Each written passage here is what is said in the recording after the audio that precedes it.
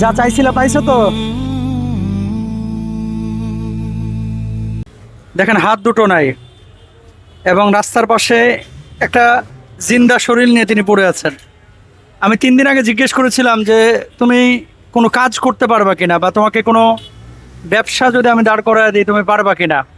তো যেহেতু হাত নাই এজন্য আসলে ব্যবসা করতে পারবেন না উনি বলেছেন। তো আমি বলেছি যে আসলে কি দরকার তোমার, সে কি চাচ্ছে আপনি তার মুখেই শুনেন, এরপর আমি বাজারে যাব, সেগুলো কিনে নিয়ে এসে তার হাতে আপনাদের সামনে তুলে দেবো ইনশাল্লাহ। তো এবাদুল ইসলাম, তোমার বাড়িতে কে কে আছে, আর হচ্ছে তুমি যে বিষয়গুলো বলেছিলে এখন কি কি দরকার বলো। আমার মা আছে, আমার একটা বাইক নিয়ে আছে, টিপ বাইক নিয়ে আমার। আমি আছি, ফাইল দরকার, বাবার দরকার, আমার লুঙ্গি দরকার, গেঞ্জি দরকার, আমার বাইক নিয়ে একটা ফ্যান দরকার। বাইক নাও তোমার অধীনে। আর আমার চাই, আমার কোথায়। এবাদুল ইসলাম চাল চাচ্ছেন, কাঁচা সবজি, তারপরে কি লুঙ্গি, গেঞ্জি, এগুলো আমি এখন যাব, যাওয়ার পরে কিনে নিয়ে এসে এবাদুল ইসলামের হাতে তুলে দেবো। তবে আমার টার্গেট ছিল এবাদুল ইসলামের জন্য একটা দোকান বা অন্য কিছু করা। যেহেতু সে পারবে না, অক্ষম মানুষ, সেহেতু আমরা চেষ্টা করতেছি তাকে কিছু হেল্প করার। তো আমরা এখন বাজারে যাব, চলুন দেখি কি কি কিনবো ইনশাল্লাহ।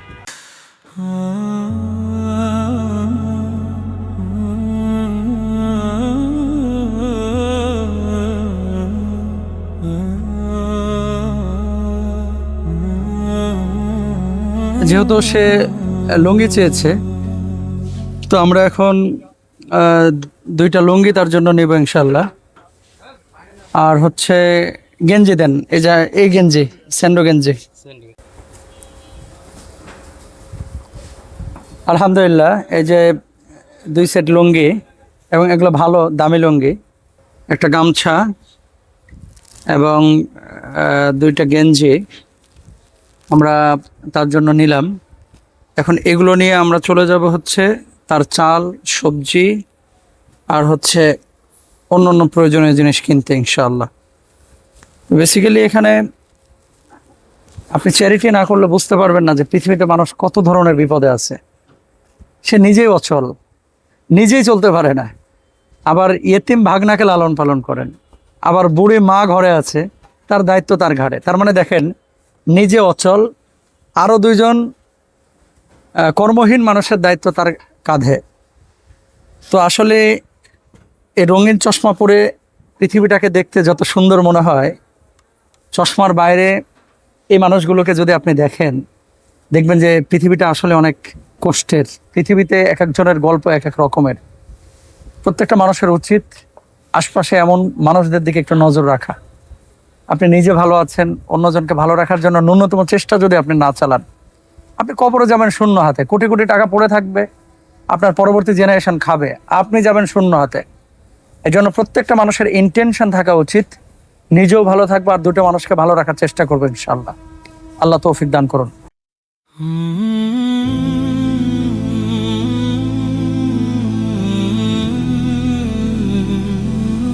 নিব 15-20 কেজি। ছিল গেঞ্জি, গামছা, চাল, সবজি। এখন সবজি নিচ্ছি।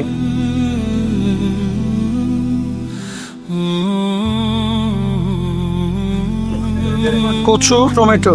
টমেটো পরে দেন ভাই। হ্যাঁ, টমেটোটা পরে দেন, এটা দেন। আচ্ছা,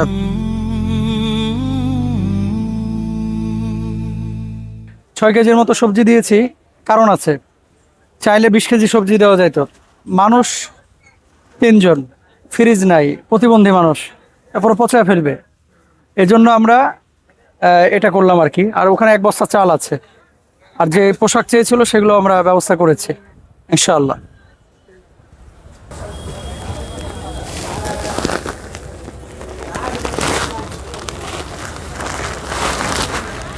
এই যে 1 বস্তা চাল নিয়েছি, সবজির একটা ব্যাগ নিয়েছি, এখানে প্রায় 7 কেজির মতো সবজি আছে। এখানে আছে লুঙ্গি, গামছা, আর হচ্ছে গেঞ্জি। তো এগুলো নিয়ে আমরা ওই প্রতিবন্ধী ভাইয়ের কাছে যাবো ইনশাআল্লাহ। আর রাহমানি ফাউন্ডেশনের পক্ষ থেকে এটা হচ্ছে অসহায় মানুষদের প্রজেক্ট।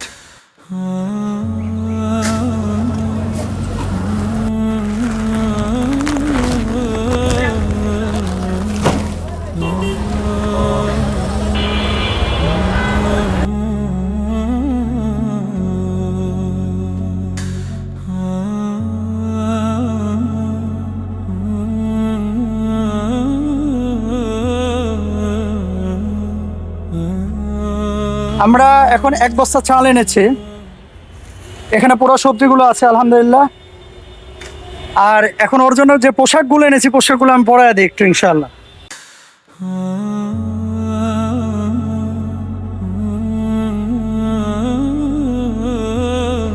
যা চাইছিলা পাইছো তো?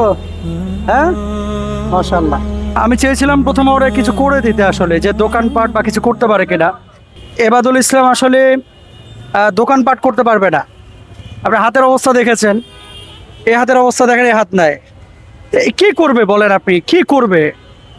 তা আমি বললাম কি চাও তুমি? সে বলছে 1 বস্তা চাল, কিছু তরি তরকারি, আর গেঞ্জি, লুঙ্গি, গামছা। তো এবাদুল ইসলাম, বাড়িতে তোমার কে কে আছে বলো তো, বিষয়টা কি? আমার আছে, আমি আছি, আমার একটা বাইক নিয়ে আছে, এটিএম বাইক নিয়ে। এতিম ভাগনা? হ্যাঁ। কি ওর বাপ নাই? না, মা? মা আছে, মা চাই ভালো বেকার। তুমি নিজে অচল, আরো এই 2টা মানুষের দায়িত্ব তুমি নিচ্ছো। কি করবো, আমার দ্বারা এটা আমার দ্বারা ঠাই মারে তো ফেলানো যায় না। মারে তো ফেলানো যায় না, আল্লাহু আকবার, মারে তো ফেলানো যায় না।